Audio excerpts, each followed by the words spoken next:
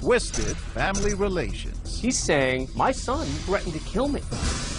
And questions about the victim himself. I'm going to take control of the situation. When a family's at war, all bets are off. This case is a made-for-TV movie. What the heck's going on? Plus, a mother's search for family history and the dark secret it unleashed. They are warning others about Convicted felon. Convicted felons. A man from their past. And he gave me this just sort of evil smile. Now a part of their present. Everything that you knew to be true all of a sudden wasn't. Strange relations. And a bank teller forced to strap on a bomb to rob her own bank. But is she the pawn or the queen? It was just like money everywhere. He's filling holes before we even find him. Secret intentions. Welcome to 2020 on ID. I'm John Quinones. Sometimes people surprise us in the most troubling ways. A neighbor, co-worker, even a spouse harboring deep and disturbing secrets. Coming up, 3 stories of ordinary people plotting shocking deceptions. First, a mysterious shooting on the highway. It appeared to be a case of road rage. But as Gio Benitez first reported in 2014, peel back the layers, and a tale of twisted family relationships emerges, where everyone takes sides and someone decides to get even. Las Vegas, 4:30 a.m. on a brisk November morning. As the party on the Strip winds down, Robert Bessie is putting pedal to the metal on Interstate 15, hurrying to his job as a heavy machine operator at a landfill out in the Mojave Desert. Suddenly, he's got company. I'm about midway into my commute. A vehicle comes onto the highway. They just kind of hang right there. As I turn my head, I hear a pop. The car speeds off as quickly as it appeared, and it takes Robert a few moments to realize what's happened. In the corner of my eye, I could see that my rear window was blown out. At that point, I feel some blood on the back of my neck. I can feel the spent ammunition, the bullet. So I call 911. Well, I'm bleeding like hell. I feel I'm What was it that you noticed right away about that car? The gold color of the fender. Robert is rushed to Las Vegas University Medical Center, where doctors do, in fact, remove a single bullet from his neck. As you can see from this photo of his wounds, his odds of survival were longer than drawing an inside straight flush at Caesars. Because I was turned and it hit the skull, that's what stopped me from dying. Authorities are puzzled. It's a scary situation, but So it's no surprise local reporters paint Robert Bessie's shooting as a road rage story at first. road rage, which authorities say could be the case here.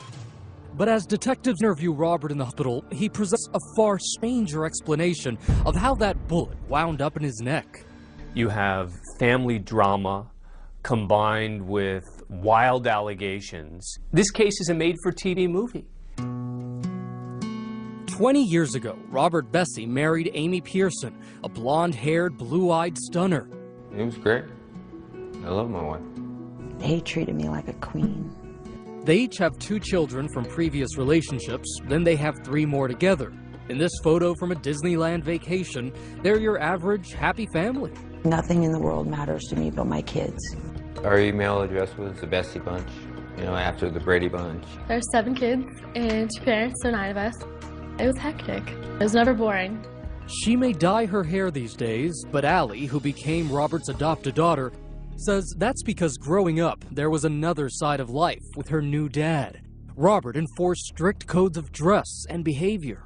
They wanted us to seem like the perfect family when behind closed doors, it was hell. According to Amy's sisters, Mary Johnson and Donna Speakman, Robert even dressed his once glamorous wife. Amy wasn't allowed to wear certain clothes. It was loose and baggy, nothing to show form. It came to a point to where Robert would lay her clothes out in the morning before he went to work. And that's when we started going, wait a minute, Amy, what's going on? And what would she say? She's like, I'm being obedient to my husband. The family says you were controlling. Were you? When I meant no, I meant no. When I meant yes, I meant yes. Is that controlling? I don't know. For years, Amy was okay with that arrangement. Being a wife is exactly what I was made to be. But the same could not be said for her firstborn son, Michael, who became Robert's adopted son. He was a disciplinarian. This was not his biological child. There were problems. As Michael grew up, he was so intimidated from Robert because he couldn't do anything right. As soon as Mom's little soldier turns 19, Michael makes his escape, ditching the discipline of his desert home for the relative tranquility of the U.S. Army. Michael joining the Army, was that to get away? He wanted to become a man, that was his words. After a tour of duty in South Korea, Michael returns, a different person. He was so changed. He stood tall. He would look you right in the eyes. So now, here we have Robert, the man of the house. Did they butt heads? Michael had grown a pair at this point. 2 alpha dogs fighting. It just got worse and worse and worse. The animosity and the level of all of it. It all comes to a head in 2012, 6 months before the shooting. Robert moves out and divorce proceedings begin. Good morning, we're here on Bessie versus Bessie. I did what was right and I got away. It's time to move on. But had everybody really moved on? No, not according to Robert. From his hospital bed, Robert tells police that adopted son Michael still harbors a burning rage. He's not just talking about typical problems in a family. He's saying, my son threatened to kill me. And so the authorities now have a real lead. But Michael insisted he'd spent the night before with his mom over at his Aunt Mary's house, everyone enjoying a big spaghetti dinner. And Amy tells police he was home with her the rest of the night. Did you stay there at your house? Yeah. Did Michael leave the house? No. And remember, Robert specifically recalled that the shot came from a gold SUV. Michael drove a pewter gray Bronco. The shooting remains a mystery until a tip breaks the case wide open. The suspect's vehicle was a gold-colored Chevy Tahoe or Suburban. Thanks to news coverage, a trucker reports seeing a gold SUV at this gas station the morning of the shooting, just a few miles from the interstate. If Robert hadn't said gold SUV, we don't have our key piece of evidence. Police head here and check the security cameras. In a word, bingo, and we're not talking scratch off. That's Michael there, buying a Monster energy drink and snacks at the counter with his Uncle Rick, Amy's brother, and an ex-con fresh out of prison. And in that video, there was a little smile, wasn't there? Oh yeah, there was a smirk for sure. And that for you, was that chilling? Absolutely. After scooping up their munchies, the two get into the SUV and drive off in the direction of I-15, where Robert was about to be shot. Soon, police track down that SUV. It belongs to Uncle Rick's girlfriend. In short order, they slap the cuffs on a gang that literally couldn't shoot straight. Police say they made an arrest in a shooting on I-15. Case closed? Not by a long shot. Police are about to unearth more stunning revelations about the Bessie bunch. Robert Bessie was suggesting that Michael wants his mother to himself. And is the victim of the shooting guilty of something himself? Did you hit Amy? What the heck's going on? What is going on? When we return.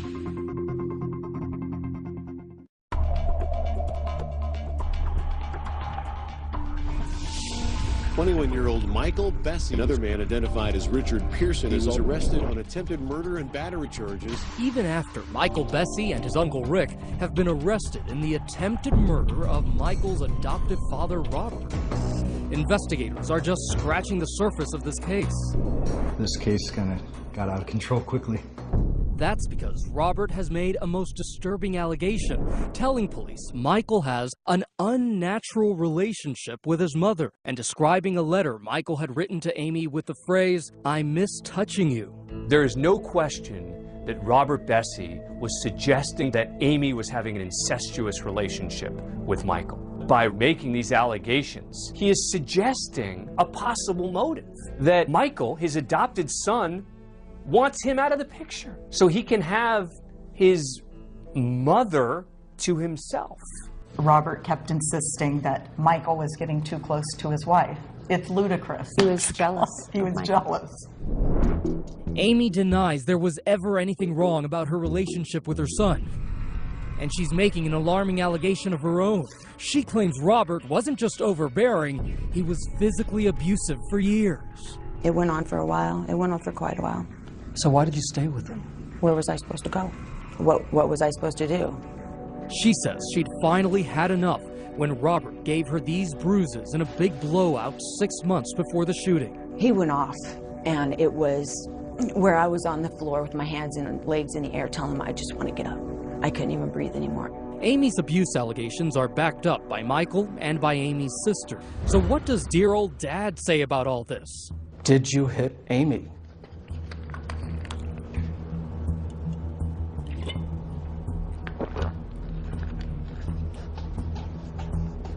I'm going to take control of the situation. I won't talk about anybody in my family, and that is me taking control right now. And that is my example of controlling. You won't say whether I did you hit anyone or not. We're not talking about that. Police are now exploring a new theory, that Robert's estranged wife hated him enough to have plotted his murder with Michael and Uncle Rick. Were they just pawns in this game, and was Amy the queen? We suspected Amy was involved because she was the one that directly benefits from Robert's death. She's the mastermind. But prosecutors don't think Amy's motive was her safety. Robert had already moved out of the house and was keeping his distance. No, they say, it's something much simpler, something folks in Vegas would understand. A jackpot. She was the beneficiary on his life insurance policy. And that life insurance policy was worth $250,000. But Amy told police just what she told us. Sitting here today, you can say you had absolutely nothing to do with that shooting. Positively. Absolutely. Nothing. Her alibi, the same as Michael's. She says she was at that spaghetti dinner at her sister's house the night before, then went home and was asleep in bed when the crime occurred. A month after Michael's arrest, Amy is still in the family home with her kids, being a mom. That's when a bombshell explodes in the district attorney's office. We had a jailhouse informant send a letter actually to Sam's desk. Michael has been spilling his guts to a snitch, saying Mommy had murder on her mind. As I read the letter, there were a number of details that he provided. Among those details, that Amy had been plotting Robert's murder for months. Robert and Amy had the big blowout that spawned the whole divorce proceedings. I think that's when she started to plot his death. And the letter also blows up Amy's alibi and puts her near the scene of the crime. Michael has told the snitch Amy didn't stay home in bed. In fact, she drove to a diner just down the highway from the shooting, picked up Michael, and helped him get away. The noose is tightening. At that point, did you think you would be arrested? No, I didn't have any idea about any of it. That is beyond me. That is evil. The prosecutors aren't buying it. They charge Amy with 7 different felony counts and get ready to take her to trial. Amy Bessie is charged with plotting to kill her husband in a drive-by shooting, with her brother and her son carrying out the crime. As the trial begins, the prosecutors come out swinging. Hell hath no fury as a woman scorned, and that fury is the rage that she felt against her husband, Robert Bessie. They tell the jury that they now have evidence Amy had hatched schemes to off her husband, not once, not twice, but she tried at least 3 times. What follows is a parade of would-be and wannabe assassins. Enter Courtney Smith, Michael's ex-girlfriend. She testified that Amy spoke about that insurance policy incessantly. She said that it was for $250,000 and that she had made the comment that he was worth more dead than alive. And Smith says she was in on one of the first unsuccessful murder plots, a failed attempt to poison Robert on Father's Day. Death would be delivered in a can of Red Bull laced with arsenic. Who delivered that Red Bull to Robert? I did. Who actually handed it to you to deliver to Robert? Amy. The defense draws out that Courtney has an axe to grind with Amy. And then you have a conversation with police, during which you describe Amy as a bitch. She can be. Up next, Vincent Sweeberg, Michael's biological father, Prosecutors say Amy tried to recruit him as a hitman too. There come a point in time where she asked you to make him disappear. Yeah. Okay. What did you take that to mean? Dead. The third time was the charm. Prosecutors say Amy decided to keep things in the family, turning to her baby brother, ex-con Rick Pearson, recruiting him and her own son Michael to do her dirty work. Everything leads back to Amy Bessie. Did you ever tell Rick or Michael or both, did you ever tell them, I wish he was dead? No. Not in those words. I did make the comment in front of everybody in my family that I wish the son of a bitch was dead. So in front of your family, you told them, I wish he was dead? Yeah, as a blanket statement, not somebody do this for me, somebody do this for me, like it was portrayed at trial. That quote is one of those things that you wish you could take back. But there's no going back now. Prosecutors are finally ready to lay out their chronology of the crime. It is the night before the shooting. Amy and Michael are at that spaghetti dinner at Aunt Mary's. At 10:44 p.m., prosecutors say a telltale text is sent from Uncle Rick to Amy. Rick was communicating with Amy and saying, well, just everybody there. I love it when a plan comes together. 1:47 a.m. The plan is afoot. Prosecutors say the three conspirators go silent on their cell phones. 3:28 a.m. Michael and Uncle Rick pick up that energy drink and get spotted by the gas station security cameras near the scene of the crime. She said if her tweaker brother hadn't stopped to get an energy drink, they would have never gotten caught. 4:35 a.m. The plan is executed on that lonely stretch of Interstate 15. Who do you think pulled the trigger? It's impossible to say. And at 5:07, yet another boneheaded mistake. Uncle Rick calls Amy, pinging a tower nearby the crime scene. There's no question this was amateur hour. Staring at a maximum prison sentence of 91 years, Amy rolls the dice, testifying on her own behalf. I said that I wanted him dead. That's different from what you're saying.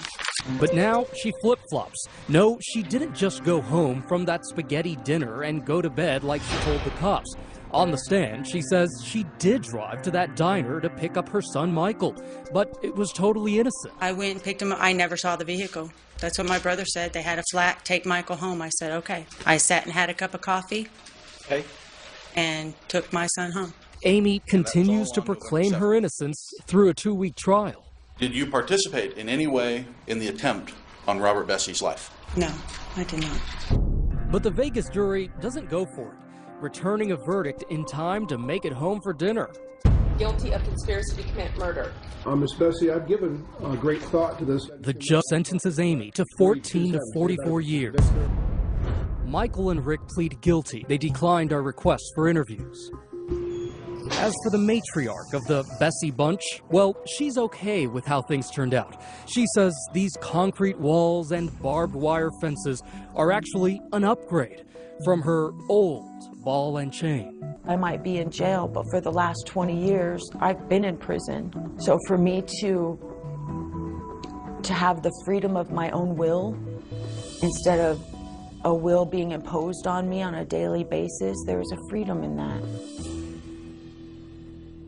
Amy Bessie will be eligible for parole in 2019. As of 2015, she's appealing her conviction. Michael Bessie was sentenced to 10 to 26 years for his part in the murder plot. Rick Pearson was sentenced to 12 to 30 years. And Michael's ex-girlfriend, Courtney Smith, who testified that she delivered that arsenic-laced Red Bull to Robert, later pled guilty to accessory to commit a felony and was sentenced to 3 years probation. As for Robert Bessie, he says life is great, that he and his 3 kids are moving on. Up next, a convicted felon with a disturbing past. Tom kidnapped this young woman. We were so scared we would walk on the other side of the road. And a legacy that could haunt for years to come. This wasn't a mistake. This was done intentionally. When we come back.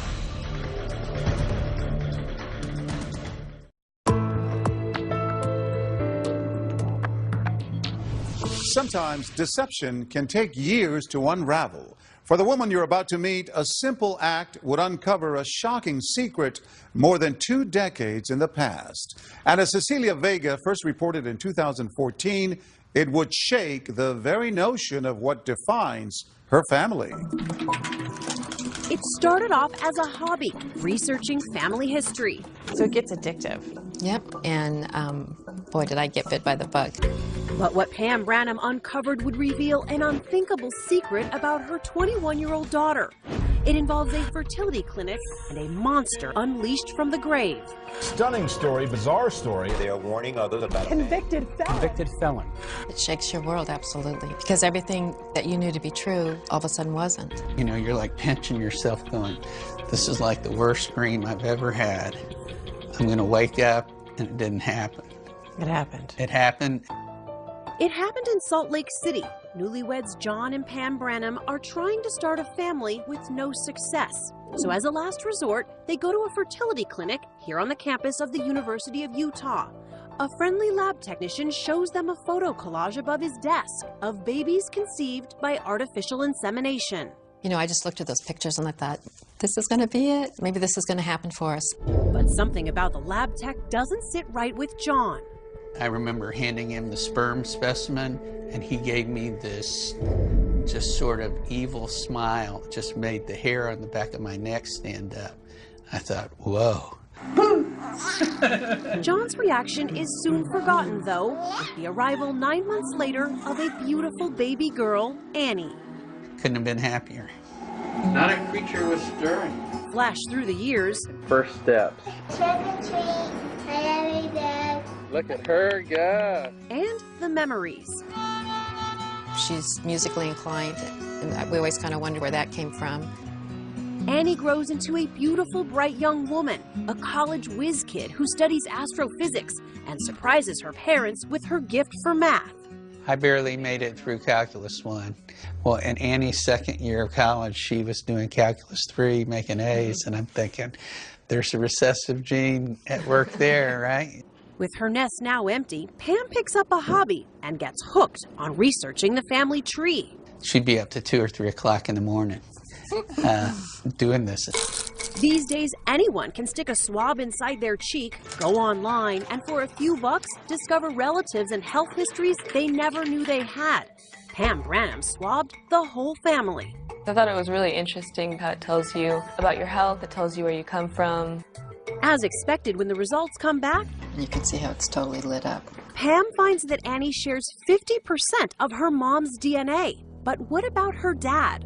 And it said that they shared 0 DNA. I was in a panic. You know, I was in a complete panic. Annie walked through the door, didn't say a word, gave me a big hug, started sobbing. I think it took a very long time for it to sink in. What was it that sunk in? Trying to comprehend what it meant that he wasn't my biological father, and then who is. The Branhams say they couldn't get answers from the university. It would take a DNA detective to get to the bottom of it. They wanted to know what her biological heritage was on her paternal side. Finding biological fathers is a specialty of C.C. Moore, a genetic genealogist in Southern California. Desperate for answers, Pam sends her an email. This is right up my alley. She tells Pam to send Annie's DNA to multiple online databases. And in this type of work, we always say if we can find a second cousin or a predicted second cousin, we're pretty much in business. We can usually solve the case. Moore's hunch pays off, and the plot thickens with a single match between Annie's DNA and this total stranger in Minnesota, Carla Evans. What this retired school secretary knows will blow open the whole story. She asked me if I had a relative that might have donated sperm, and I said yes, as a matter of fact, I did. And I said, well, can you tell me where he lives? And I said, well, he lived in Salt Lake City a lot, and I know he used to work for a fertility clinic there. And I thought, okay, that's it. That's it. That relative was Carla's cousin, Tom Lippert. Pam and Carla exchange photos, and suddenly, pieces of the puzzle start falling into place. When I first saw Annie's graduation picture, it looks almost identical to Tom's graduation picture. When I saw that photo, I just knew that Tom was the father. She also recalls some things that might explain Annie's interest in music and her college ambitions. Well, Tom was very talented. He was very intelligent. He went to Notre Dame Law School. He was also musical. And I looked at those pictures and I recognized him. You recognized him? He was the man at the clinic. I could picture all those baby pictures behind him, the ones that he was so proud of. Oh, he made a big deal out of the fact that these are all the families that I've helped conceive. This is so creepy. Picturing him sitting next to that wall is chilling. And I just thought to myself, this wasn't a mistake. This was done intentionally. But the story dead ends in a cemetery. Tom Lipp died in 1999. Case closed. Until, that is, Carla Evans drops a bombshell. And said, Pam, there's something I need to tell you, and I want to be totally upfront with you about who my cousin was and what he did. Tom kidnapped this young woman.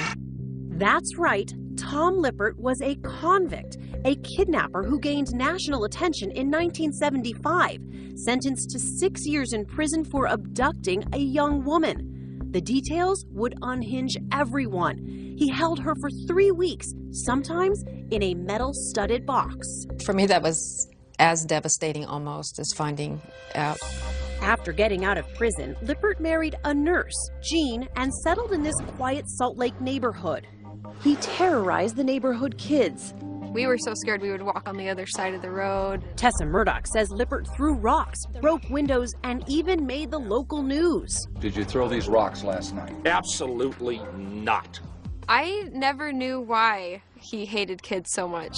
Ironic, because hating kids didn't stop him from conceiving them, allegedly swapping his sperm for that of patients while working as a lab tech in the fertility clinic at the University of Utah. At the time, the clinic did not do criminal background checks on prospective employees. We are deeply sorry for any anxiety this has caused to our patients. The university admitted that many lab records were destroyed. They can only guess how many sperm samples were handled or mishandled by Tom Lippert. DNA detective Cece Moore created a blog that's already gotten responses from at least 5 more possible Lippert offspring, who'd be Annie's half-siblings. You think there are other families out there right now who were duped just like you? I know it. I know without a doubt. I'm starting to hear from them. I wouldn't wish this on any other family. Still, the Branhams know their turmoil is far outweighed by the one beautiful blessing that came out of it, their daughter, Annie. What have you learned about yourself, about your family? That we're just the same. My dad is my dad, regardless of whether or not he's biologically related to me. He's the one who raised me.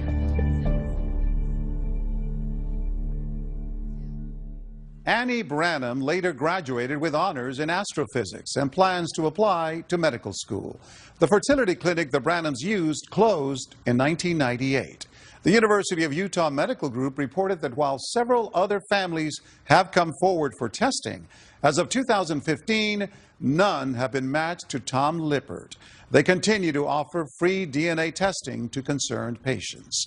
None of the families who contacted Cece Moore have been matched to Lippert either. However, as of 2015, the Branhams say they did discover one person who matched Annie's DNA.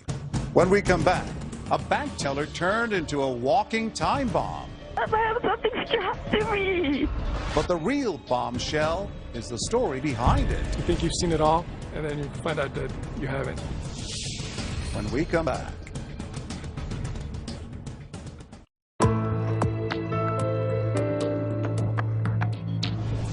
A brazen robbery caught on tape. A panicked employee, bombs strapped to her body, forced to steal from her own bank.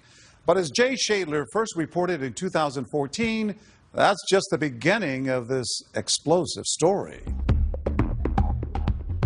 The sun's coming up over East Los Angeles, and a bank heist is going down. Breaking news out of East Los Angeles, kidnapping and robbery at a Bank of America. A longtime bank employee has been kidnapped, strapped with a bomb, and forced into robbing her own bank. Why can't I have something strapped to me? Can you hurry? I'm so scared. We're coming, honey. I don't want to blow out. Alerted, the LA bomb squad rolls out of its headquarters and heads to the bank on South Atlantic Boulevard. This would be the highest threat level. Bomb squad veterans Joseph Acevedo and Rob Harris. There's helicopters, there's police cars, people were pushed way back. The hunt is on for 2 bank robbers who strapped. Local reporter Rob Hayes is covering the heist for KABC. We're shooting from far, we had the chopper up, and we're just kind of waiting for this thing to play out. We have an innocent victim that's lives in danger. Our #1 priority is to get to that person. The victim is Aurora Barrera, an assistant manager for the bank and an LA native.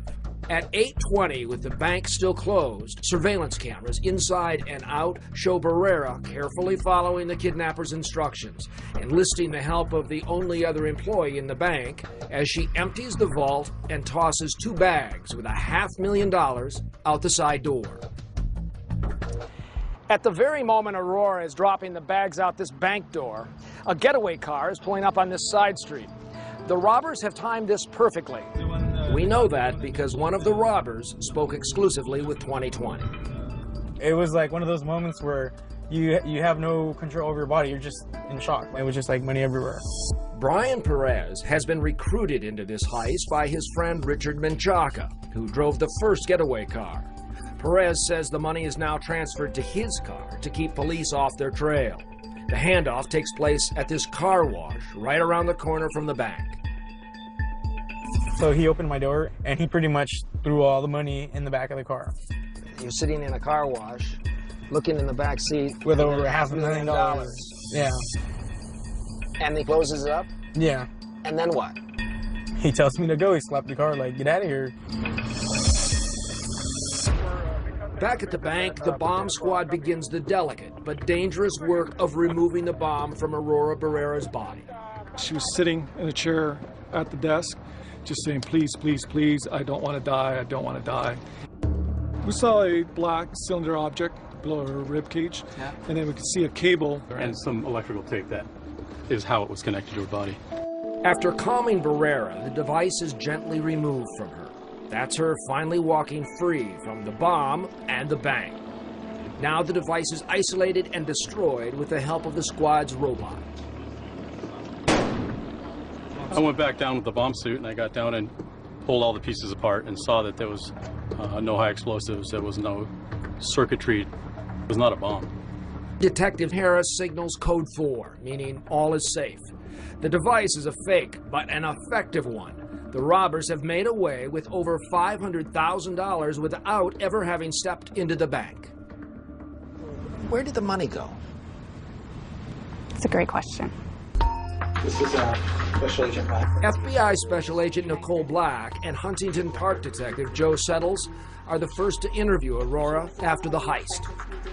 She was emotional during the interview. She would go into trying to describe the events, how scared she was at the time. I took a shower and... Slowly, the single 32-year-old woman recounts her early morning abduction. She got up in the morning, got ready for work. She went out to her garage as normal, and once she opened the garage, she was accosted by 2 black males. They told me that they've been following me, that they knew where I worked, and that I better do everything that they tell me to do. Held at gunpoint and forced to tape some sort of device on her stomach. Told me to strap it to myself. He gave me the tape. He put it around my waist and have some wires. I just saw wires and scared. They gave me a backpack. And they told me to stuff it with the money and to throw it through the side door. But if I didn't do what they told me to do, that I was going to get hurt really bad. As night falls, the search for Barrera's kidnappers and bank robbers goes on. Authorities are following leads, attempting to track down those 2 suspects who apparently... I know they were African American or black. All I could see was part of this right here, and the way they spoke. But Barrera's memory is vague, and police begin privately questioning whether she was the pawn in this high-stakes game, or perhaps the queen. Stay with us, because this bank heist is about to turn into a Bonnie and Clyde whodunit.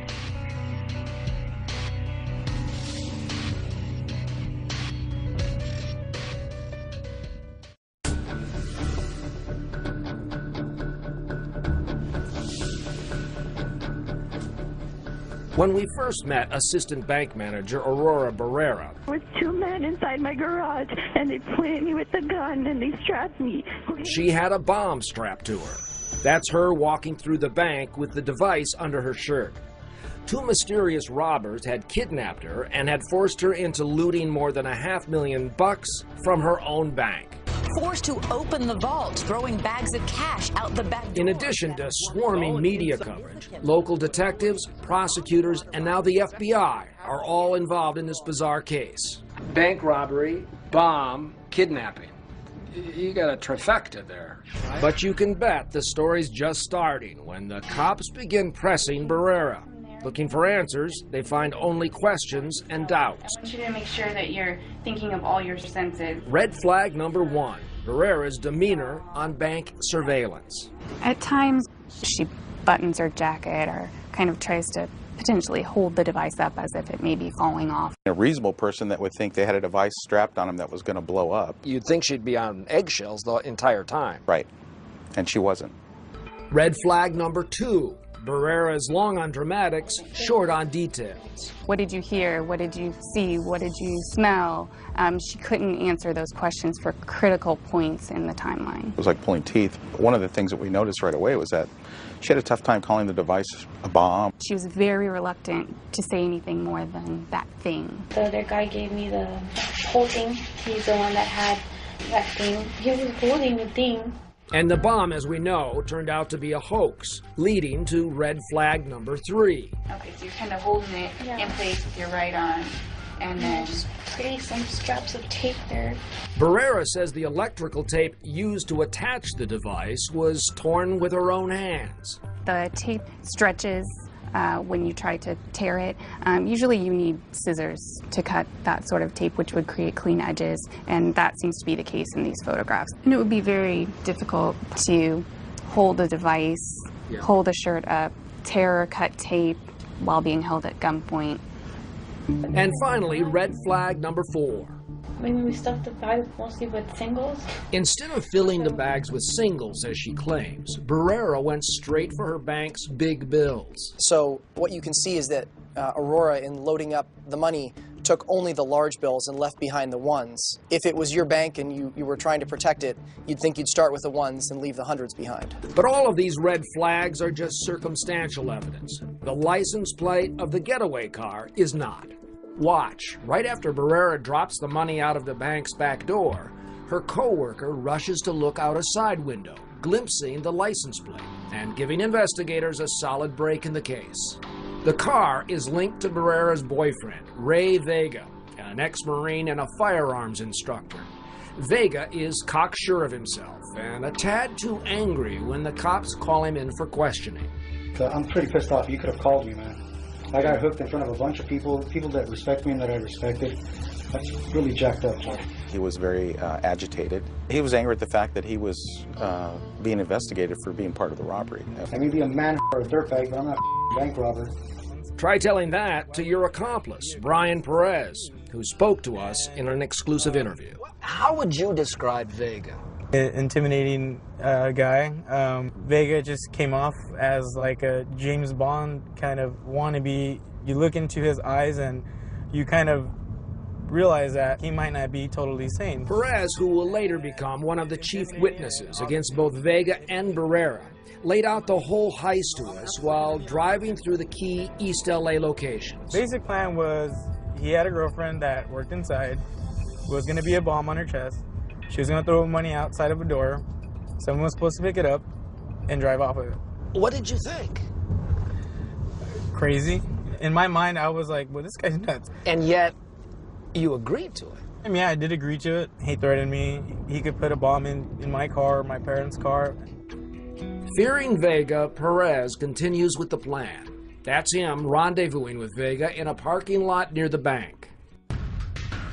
Later, Perez transfers the loot to this suitcase and heads to a Ramada Inn 7 miles away from where the heist went down.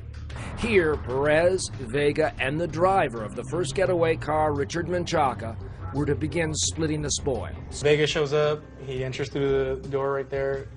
First thing he looks, he doesn't even look at us. He looks at the money on the table.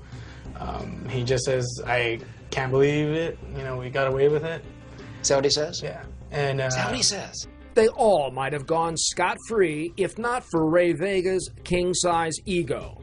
Even in front of the cops, humility is not one of his strong suits. In fact, he's so confident in himself that he's basically begging you to go look for information on him. Yeah, he's filling holes before we even find them for us. Like this. If you guys can pull up my phone, you guys can see the history. Then you guys can see where it pinged off the cell phone towers where the hell I was. They did, and he wasn't. His phone was using cell towers 20 miles away when he was supposed to have spent all night at this Days Inn. I do think he believed that he could convince us that his story was true. Enough so that we wouldn't look into it further. At trial, Brian Perez's testimony against his former accomplices proved crucial. He was sentenced to 5 years probation, but Vega got 14 years, Barrera 9. So was Barrera the mastermind of this heist, or just one of the players? She walked into the bank armed with a hoax explosive. I would always think that Aurora planned everything inside the bank because she knew the bank. She knew how to get into the vault. And the money made it out the side door of the bank, which was the ultimate goal. So to that extent, Aurora pulled it off. She did. In the end, while the criminals were caught, where's the money? If anyone has the answer to that, they can feel free to give our office a call. As for the bomb squad guys who were willing to risk their lives to save Aurora Barrera, I couldn't help asking. When you learned ultimately that she was part of the hoax, what went through your head? It was one of those moments where you think you've seen it all, and then you find out that you haven't, you know? As of 2015, both Aurora Barrera and Ray Vega are appealing their convictions. All the defendants were ordered to repay the money they stole from the bank. I'm John Quinones. Please join us next time for another edition of 2020 on ID.